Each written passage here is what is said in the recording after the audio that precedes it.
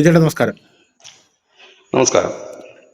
ബംഗ്ലാദേശ്, നമ്മൾ ബംഗ്ലാദേശിലേക്ക് പോയിട്ട് കുറച്ച് നാളായി. ഇപ്പൊ ബംഗ്ലാദേശിലെ അവസ്ഥകൾ കലുഷിതമാണ്. സ്ഥിതിഗതികൾ അങ്ങേയറ്റം പിരിമുറുക്കമുള്ളതും അസ്ഥിരവുമാണ് എന്നാണ് അറിയാൻ സാധിക്കുന്നത്. ഇതിന്റെ പിന്നിൽ ഇന്ത്യയാണ് എന്നാണ് അവിടെയുള്ള ആൾക്കാർ പറയുന്നത്. ഇപ്പൊ സ്വാഭാവികമായിട്ടും ഒരു രാജ്യം വളർന്നു വരുമ്പോൾ എല്ലാത്തിന്റെ പിന്നിൽ ആ രാജ്യമാണെന്ന് പറയുന്ന ഒരു ട്രെൻഡ് ഇപ്പൊ ഉണ്ടല്ലോ. അപ്പൊ എന്താണ് ഈ ബംഗ്ലാദേശിൽ സംഭവിക്കുന്നത് നോക്കി കഴിഞ്ഞാൽ നമുക്കറിയാം, ബംഗ്ലാദേശിൽ ഒരു പട്ടാള അട്ടിമറി ഉണ്ടാകുമെന്ന് നമ്മൾ കുറെ നാളായിട്ട് റിപ്പോർട്ട് ചെയ്തുകൊണ്ടിരിക്കുകയാണ്. അവിടെ വഖാറുസ്സമാൻ, ഈ വഖാറുസ്സമാൻ എന്ന് പറയുന്ന പട്ടാള മേധാവിയാണ് ഈ ബംഗ്ലാദേശ് തിരിച്ചു പിടിക്കാനുള്ള ശ്രമങ്ങൾ നടത്തിക്കൊണ്ടിരിക്കുന്നത്. ഈ വഖാറുസ്സമാനെ കുറിച്ച് പറയുകയാണെങ്കിൽ അയാള് നമ്മുടെ ഇന്ത്യയോട് ഒരു മൃദു സമീപനമുള്ള ഒരു വ്യക്തിയാണ്. ഷേഖ് ഹസീനയുടെ ഒരു ആജ്ഞാനുവർത്തിയാണ്. അപ്പൊ ഈ വഖാറുസ്സമാൻ ഈ തിരിച്ചു പിടിക്കാനുള്ള ശ്രമം ഇപ്പോൾ വളരെ ഗംഭീരമായിട്ട് തുടങ്ങിയിട്ടുണ്ടെന്ന് അറിയാൻ സാധിക്കുന്നു. അപ്പൊ നിലവിൽ ഇന്ത്യയാണ് ഈ ബംഗ്ലാദേശിൽ വഖാറുസ്സമാന്റെ പിന്നിൽ എന്നുള്ള റിപ്പോർട്ട് പുറത്തു വരുന്നുണ്ട്.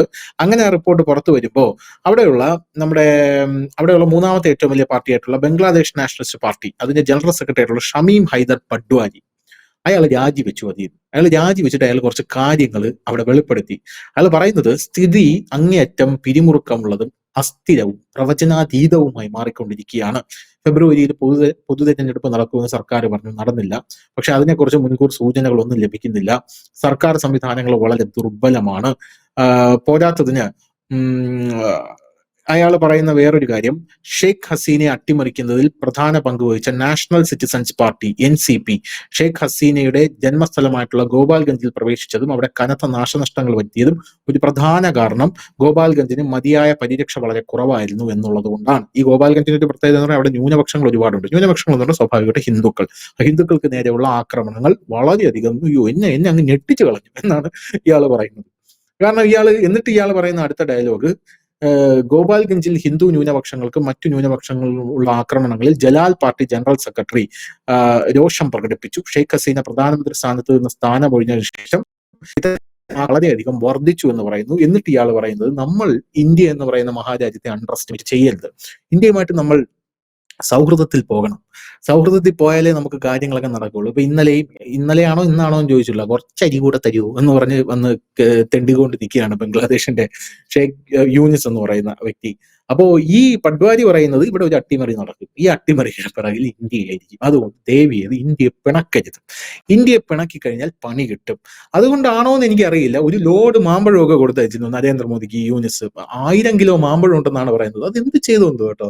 ഞാനത് വളരെ കൗതുകത്തോടു കൂടി ഇങ്ങനെ ചിന്തിച്ചു. ഈ മാമ്പഴം, എന്തായാലും നരേന്ദ്രമോദിക്ക് മാമ്പഴം വന്നു, ഈ മാമ്പഴം എന്ത് ചെയ്ത് കാണും? 1000 കിലോ മാമ്പഴമാണ് ഉള്ളത്.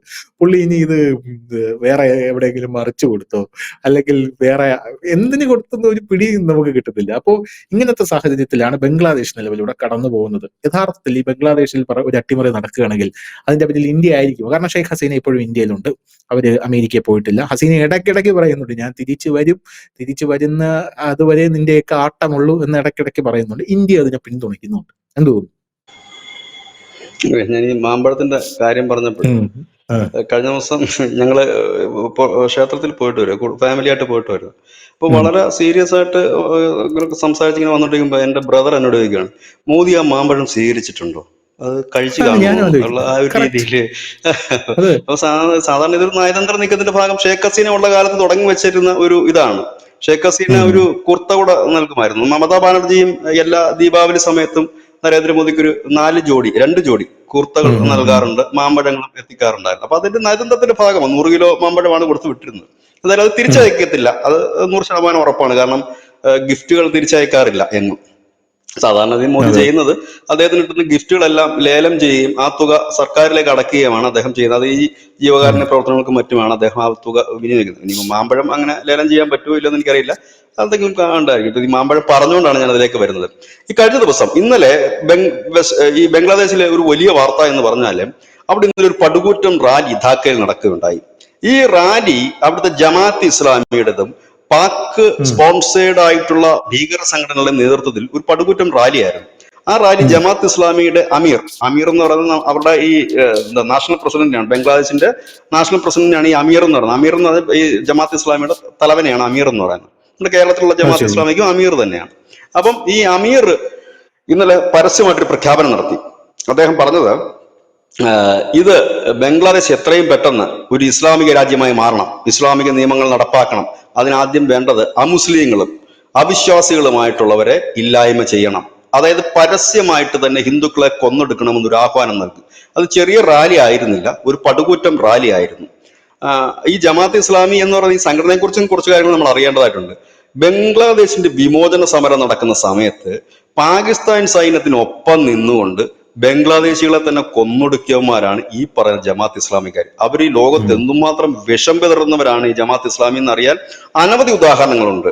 പാകിസ്ഥാന്റെ കൺട്രോൾ മുഴുവൻ അവരുടെ കയ്യിലാണ്. ഈ ബംഗ്ലാദേശിന്റെ കൺട്രോൾ ഇപ്പോൾ എടുത്തിരിക്കുന്നത് അവരാണ്.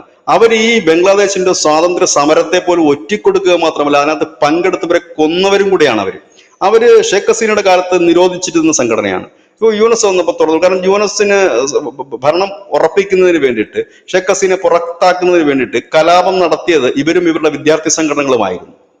ഇവിടെ ഈ കഴിഞ്ഞ ദിവസമാണ് അത് എന്തുകൊണ്ടാണ് ഇപ്പോൾ ഈ പൊടുന്നനെ ഇങ്ങനെ ഒരു പ്രക്ഷോഭം വന്നത്, ഇല്ലെങ്കിൽ വലിയ റാലി ധാക്കയിൽ നടന്നത് എന്ന് ചോദിച്ചു കഴിഞ്ഞാൽ കാര്യം സിമ്പിളാണ്. കാരണം കഴിഞ്ഞ കുറെ നാളുകളായിട്ട് യൂനസ് അവിടെ സേഫ് അല്ല. കാരണം ഏത് നിമിഷവും പുറത്തു പോകാം. കാരണം ഇപ്പോൾ അന്ന് അയാൾ അധികാരത്തിൽ ഏറുമ്പോൾ ഈയോടൊപ്പം ഉണ്ടായിരുന്ന ഷേഖ് ഹസീനയുടെ പാർട്ടി ഒഴിച്ചുള്ള എല്ലാ രാഷ്ട്രീയ പാർട്ടികളും ഇന്ന് അദ്ദേഹത്തിനൊപ്പം ഇല്ല. അതുമാത്രവുമല്ല, ഇദ്ദേഹത്തെ അധികാരത്തിലേറ്റിയ വിദ്യാർത്ഥി പ്രസ്ഥാനം അവരിന്നൊരു രാഷ്ട്രീയ പാർട്ടിയായി രജിസ്റ്റർ ചെയ്തിരിക്കുന്നു. അങ്ങനെ അനവധി കാര്യങ്ങൾ യൂനസിന് പ്രതികൂലമായി വരുന്നു. യൂനസിന് മറ്റുള്ള രാജ്യങ്ങളിൽ നിന്നും വലിയ അക്സെപ്റ്റൻസ് ഒന്നുമില്ല. കാരണം അദ്ദേഹം ഒരു കെയർടേക്കർ മാത്രമാണ്. നമ്മൾ എപ്പോഴും ചർച്ചയിൽ പറയാറുണ്ട്, ഒരു ഇടക്കാല സർക്കാരിന്റെ താൽക്കാലിക നോമിനിയെ മറ്റു രാജ്യങ്ങൾ അവിടുത്തെ ഭരണാധികാരിയായിട്ട് അംഗീകരിക്കാറില്ല. ഭരണാധികാരി ആ രാജ്യത്തിന്റെ ഭരണാധികാരിയെയും അംഗീകരിക്കുന്ന ചില റൂൾസ് ആൻഡ് റെഗുലേഷൻസ് ഉണ്ട്. അതനുസരിച്ചിട്ട് അത് നയതന്ത്ര ബന്ധം നടക്കും. പക്ഷെ കരാറുകളോ മറ്റൊന്നും ഒപ്പിടാൻ പറ്റില്ല. വാ കൊണ്ട് കരാറിലൊക്കെ ഒപ്പിടാൻ പറ്റും. അവിടെ പോയിട്ട് നിങ്ങൾക്ക് ഇത് തരാൻ പറ്റും, നിങ്ങൾ അങ്ങോട്ട് വന്നോ ഇങ്ങോട്ട് വന്നോ എന്നൊക്കെ പറയും. ചൈനയുടെ പറയും നിങ്ങൾ ഇവിടെ വന്നു അതെടുത്തോളൂ, നിങ്ങൾ ഇവിടെ വന്നിട്ട് ഇത് പറയാൻ പറ്റും. പിന്നെ ഇവരെയൊക്കെ ഈ ഭീകരന്മാരെ കണക്കുള്ളവരെയൊക്കെ ഇങ്ങോട്ട് എത്തിക്കാനും ഒക്കെ പറ്റും. അതല്ലാതെ ലീഗലി ആയിട്ട് ഒരു കാര്യവും നടക്കില്ല. അപ്പൊ ഈ സമയത്ത് അവിടെ ഒരു വലിയ വാണിംഗ് അവിടുത്തെ പട്ടാള മേധാവി കൊടുത്തു, ഡിസംബറിന് മുമ്പ് തെരഞ്ഞെടുപ്പ് നടത്തണം. കാരണം ഇങ്ങനെ കയറ്റി വെച്ചിരിക്കുന്നത് എന്തിനാണ്, അവിടെ ഒരു തെരഞ്ഞെടുപ്പ് നടത്താൻ വേണ്ടിയിട്ടാണ്. അപ്പൊ പറഞ്ഞു നിങ്ങൾ ഡിസംബറിന് മുമ്പ് തെരഞ്ഞെടുപ്പ് നടത്തണം, ഇല്ലാന്നുണ്ടെങ്കിൽ ഞങ്ങൾ അധികാരം പിടിക്കും. ഞങ്ങളുടെ ലക്ഷ്യം അധികാരത്തിൽ ഇരിക്കുക എന്നുള്ളതല്ല, ഇവിടെ ജനാധിപത്യമാണ് ഈ ബംഗ്ലാദേശ് എന്ന് നിലനിൽക്കണം, അതിന് വേണ്ടിയിട്ട് അത് ചെയ്തേ പറ്റൂ എന്ന് പറഞ്ഞു. അപ്പം വീണ്ടും പ്രഷർ കൂടി കഴിഞ്ഞപ്പോഴത്തേനും ഇയാള് എല്ലാവരെയും വിളിച്ചു കൂട്ടിയിട്ട് ഫെബ്രുവരി 2026 ഫെബ്രുവരിയിൽ നടത്താമെന്നാണ് പറയുന്നത് തെരഞ്ഞെടുപ്പ്. ഇപ്പോഴും തെരഞ്ഞെടുപ്പിൻ്റെതായ യാതൊരു ലാഞ്ചനകളും ഇല്ല. അതിൻ്റെ ഇടയ്ക്ക് ഇന്ത്യയുടെ അതിർത്തിയിൽ കടന്നൊരു അടി ഉണ്ടാക്കാൻ നോക്കി. ഇന്ത്യയുമായി ഒരു യുദ്ധം വന്നു കഴിഞ്ഞാൽ താനൊരു ഹീറോയായി മാറും, ജനങ്ങളെല്ലാം കൂടെ ഒറ്റക്കെട്ടായി തന്റെ പിന്നിൽ അണിനിരക്കും, അങ്ങനെ ഒരു വികാരം ഉണ്ടാക്കി വിടാൻ ശ്രമിച്ചു. പക്ഷെ അത് മുളയിലെ നുള്ളി. ഇന്ത്യ ഇപ്പുറത്തെ വെസ്റ്റ് ബംഗാളിൽ നമ്മൾ ഈ ഓപ്പറേഷൻ സിന്ദൂറിന്റെ സെയിം ടൈമിൽ തന്നെ തീസ്താ പ്രഹാർ എന്ന് പറഞ്ഞിട്ട് നമ്മളൊരു വലിയ തീസ്താ പ്രഹാർ എന്ന് പറഞ്ഞ് നമ്മൾ വലിയ സൈനിക ഓപ്പറേഷൻ നടത്തി. അത് കണ്ട് ഭയന്ന് നിലവിളിച്ചു പോയി അവിടുത്തെ പട്ടാളം എന്നുള്ളതാണ് മറ്റൊരു. അപ്പോഴേ മറ്റേ വക്കാർ ഉനുസ് പറയുകയും ചെയ്തു, ഇന്ത്യയായിട്ട് കുരുക്കാൻ പോകാതിരിക്കുകയാണ് നല്ലത് എന്ന് പറഞ്ഞു. അപ്പൊ ആ ഒരു പദ്ധതി മാറ്റിവെച്ചു. ആ ഒരു പ്രൊജക്ട് വേണ്ടാന്ന് വെച്ചു. പിന്നെ നടക്കാവുന്ന ഒരു പ്രൊജക്ട് എന്ന് പറഞ്ഞാൽ എളുപ്പത്തിൽ നടക്കാവുന്ന ഒരു പ്രൊജക്ട് അവിടുത്തെ കണക്കുള്ള മതമൗലികവാദ സംഘടനകളെയും ടെറർ ഗ്രൂപ്പുകളെയും ഇളക്കി വിടുക, അവരെ കൊണ്ട് അവിടെയുള്ള ഹിന്ദുക്കളെ കൊന്നൊടുക്കുക, ക്ഷേത്രങ്ങൾ തകർക്കുക. അങ്ങനെ അവിടെ ഒരു വൈകാരികമായി ഇവിടെ ചിന്തിക്കേണ്ട ഒരു കാര്യം, ഈ ഹിന്ദുക്കളെ കൂടെ ഒടുക്കി കഴിഞ്ഞാൽ പിന്നെന്തായിരിക്കും ഇനി അടുത്ത സ്റ്റെപ്പ്? പിന്നെ യൂനസിന് നിലനിൽക്കണ്ടേ, മുമ്പോട്ട് പോകണ്ടേ? അപ്പൊ എന്തായാലും ഈ കളി ഇനി മുമ്പോട്ട് പോകില്ല. കാരണം പാകിസ്ഥാൻ ആകരുത് ബംഗ്ലാദേശിൽ നിന്ന് അവിടുത്തെ പട്ടാളത്തിനും ഒരു വലിയ വിഭാഗം ജനത്തിനും താല്പര്യമുണ്ട്. ഇത് കൂടാതെ അവിടെ അനവധി പ്രക്ഷോഭങ്ങൾ നടക്കുന്നുണ്ട് ബംഗ്ലാദേശിൽ. അതായത് യൂനസ് രാജിവെക്കണമെന്ന് പറഞ്ഞ് വിലക്കയറ്റത്തിനെതിരെ നടക്കുന്നുണ്ട്, നാണയപ്പെരുപ്പങ്ങൾക്കെതിരെ നടക്കുന്നുണ്ട്, തൊഴിലില്ലായ്മയ്ക്കെതിരെ നടക്കുന്നുണ്ട്, അനവധി പ്രക്ഷോഭങ്ങൾ അവിടെ വേറെ നടക്കുന്നുണ്ട്. ഇത് കൂടാതെ ഹിന്ദുക്കളും തെരുവിലാണ്. അങ്ങനെ അതായത് യൂനസ് ഹസീനെ പുറത്താക്കിക്കൊണ്ട് യൂനസ് അവിടെ അധികാരത്തിൽ വരുമ്പോഴുള്ള ബംഗ്ലാദേശ് അല്ല ഇപ്പോൾ. യൂനസിന് ശത്രുക്കളുടെ എണ്ണം ദിനംപ്രതി സ്വന്തം രാജ്യത്ത് തന്നെ കൂടിക്കൊണ്ടിരിക്കുന്ന സാഹചര്യമാണ്. ഈ സാഹചര്യത്തിലാണ് ഇപ്പോൾ നമ്മൾ ഇതിനെ നോക്കിക്കാണേണ്ടത്. ഇത് നല്ലൊരു ടൈമാണ്. കഴിഞ്ഞ ദിവസം ഷേഖ് ഹസീനയുടേതായിരുന്ന ഒരു പ്രസ്ഥാനം പുറത്തു വന്നിരുന്നു, യൂനസിന് അവിടുത്തെ ജനതയ്ക്ക് മടുത്തു കഴിഞ്ഞിരിക്കുന്നു. യൂനസിനെ കൊണ്ടുവരുമ്പോൾ ഒരുപാട് പ്രതീക്ഷകളൊക്കെ അവർക്കുണ്ടായിരുന്നു.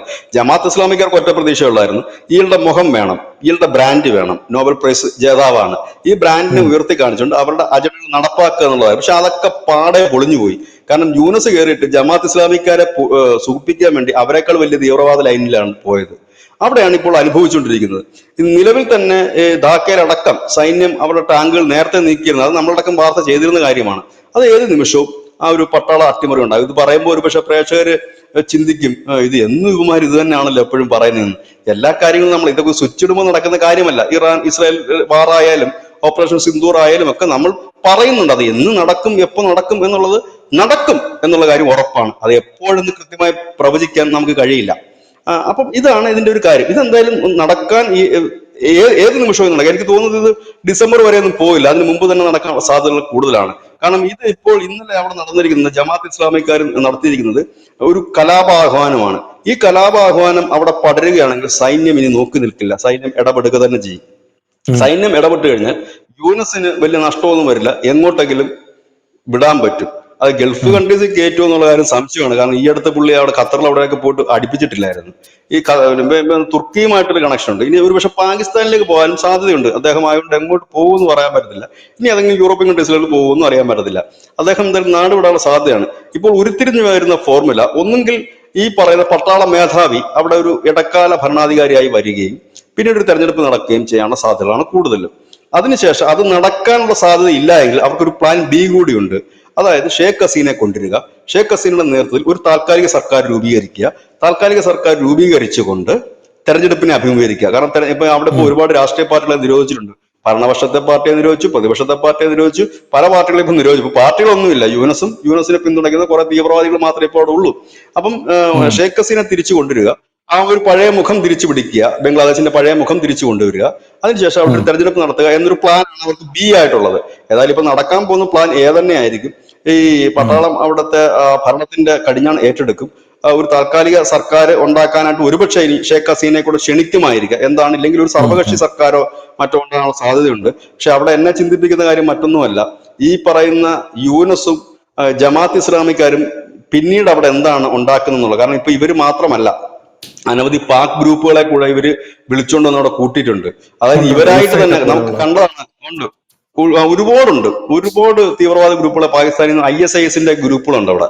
ആ ഗ്രൂപ്പുകളെല്ലാം കൊണ്ട് യൂനസ് അവിടെ കൊണ്ട് സ്ഥാപിച്ചിട്ടുണ്ട്. ഇതിന് കുഴപ്പം എന്താണെന്ന് വെച്ചാൽ നമ്മൾ പാകിസ്ഥാനിൽ പാകിസ്ഥാനിൽ ഇപ്പൊ അനുഭവിക്കുന്ന കണ്ടില്ലേ, അവരായിട്ട് വളർത്തിക്കൊണ്ട് വന്ന എല്ലാ തീവ്രവാദ ഗ്രൂപ്പുകളുമാണ് അവിടെ എന്നും പ്രശ്നം ഉണ്ടായിക്കൊണ്ടിരിക്കുന്നത്. പട്ടാളക്കാരെ കൊല്ലുന്നൊരു തീവ്രവാദികൾ, പിന്നെ സൈന്യത്തെ, പിന്നെ ഭരണാധികാരികൾക്കെതിരെ കൊല്ലുന്നൊരു തീവ്രവാദികൾ, എല്ലാം നശിപ്പിക്കുന്ന തീവ്രവാദികൾ. അങ്ങനെ തീവ്രവാദികളുടെ ഒരു ഇവന്മാർക്ക് തന്നെ അറിയാമല്ലോ പാകിസ്ഥാനിൽ ഇത് ആരൊക്കെയാണ് എന്തൊക്കെയാണെന്ന് ഒരു പിടുത്തവും ഇല്ല. വളർത്തിയവരുണ്ട്, തനിയെ വളർന്നവരുണ്ട്, അങ്ങനെ ശാഖോപശാഖകളുടെ അത് വളർന്ന് അതിന് സമാനമായ രീതിയിലേക്കാണ് പോകുന്നത്. അത് അനുവദിക്കാൻ കഴിയില്ലെന്നാണ് അവിടുത്തെ സേനാ മേധാവി പറഞ്ഞത്. ഏതായാലും ബംഗ്ലാദേശ് അതിന്റെ ഒരു ക്ലൈമാക്സിലേക്ക് എത്തുന്നു. കാരണം ഇന്ത്യയെ സംബന്ധിച്ച് ഇന്ത്യയുടെ അടുത്ത ലക്ഷ്യം ബംഗ്ലാദേശ് തന്നെയാണ്. അത് യാതൊരു സംശയമില്ലാത്ത കാര്യമാണ്. കാരണം ബംഗ്ലാദേശ് ഇങ്ങനെ ചൊറിഞ്ഞ് നിൽക്കുന്നത്, കാരണം സേഫ് ആയിട്ടുള്ള അതിർത്തി ഉണ്ട്. കാരണം നമ്മളിപ്പോ ചൈനയുമായിട്ട് നല്ലൊരു ടൈപ്പിലേക്ക് നീങ്ങിക്കൊണ്ടിരിക്കുന്നു. അപ്പൊ നമ്മുടെ ആ ഒരു സേഫാണ്. പാകിസ്ഥാൻ ഇപ്പൊ തൽക്കാലത്തേക്ക് അവർക്ക് ഒരു ബ്രേക്ക് കൊടുത്തിരിക്കുകയാണ്, ഒതുങ്ങിയിരിക്കുകയാണ്. ഇനി ഇതൊക്കെ എന്താ പറയുക, കിരാനക്കുന്നും എയർപോർട്ടും ഒക്കെ ശരിയാക്കി വരാൻ ഇച്ചിരി ടൈം എടുക്കും. അതൊക്കെ കഴിയുമ്പോഴേ ഇനി വരത്തുള്ളൂ. അത് തന്നെയല്ല, ഇപ്പം ഈ മുനീർ ഇപ്പൊ ഫുള്ളി ബിസിനസ് താല്പര്യങ്ങളിലേക്ക് നീങ്ങുന്നു എന്നാണ് അവിടുത്തെ മാധ്യമങ്ങൾ തന്നെ പറയുന്നത്. അപ്പൊ പുള്ളി ആ ഒരു ലൈനിലേക്ക് അങ്ങ് പോകുന്നുണ്ടായിരിക്കാം. അപ്പൊ ഇനി നമുക്ക് ശ്രദ്ധിക്കേണ്ട ഒരു കാര്യം ഈ ബംഗ്ലാദേശാണ്. ബാക്കിയുള്ളവടമൊക്കെ ഇന്ത്യ ഏതാണ്ടൊക്കെ ഒരു ലെവൽ ആക്കിയിട്ടുണ്ട്. ഇപ്പൊ മാലിദ്വീപ്സിലേക്ക് പോവുകയാണ് ബുധനാഴ്ച പ്രധാനമന്ത്രി നരേന്ദ്രമോദി, UK-ലും മാലദ്വീപ്സിലും. അപ്പൊ അവരുമായിട്ട് നല്ല ഇതായി. ശ്രീലങ്കയായിട്ട് വലിയ കുഴപ്പമില്ലാതെ പോകുന്നു, നേപ്പാളോട്ട് വലിയ കുഴപ്പമില്ലാതെ പോകുന്നു, മ്യാൻമാറിൽ അങ്ങനെ നിൽക്കുന്നു കാര്യങ്ങൾ. ഇവിടെ സംഭവിക്കുന്നത് ബംഗ്ലാദേശിനെയും കൂടെ ഒന്ന് ലെവൽ ചെയ്ത് കഴിഞ്ഞാൽ ഇപ്പൊ നമ്മുടെ അതിർത്തിയൊക്കെ ഒരു ശാന്തതയോടുകൂടി നമുക്ക് മുൻപോട്ട് പോകാനും കഴിയും, തൽക്കാലത്തേക്കെങ്കിലും വലിയ ഇഷ്യൂസുകളൊന്നും ഇല്ലാതെ.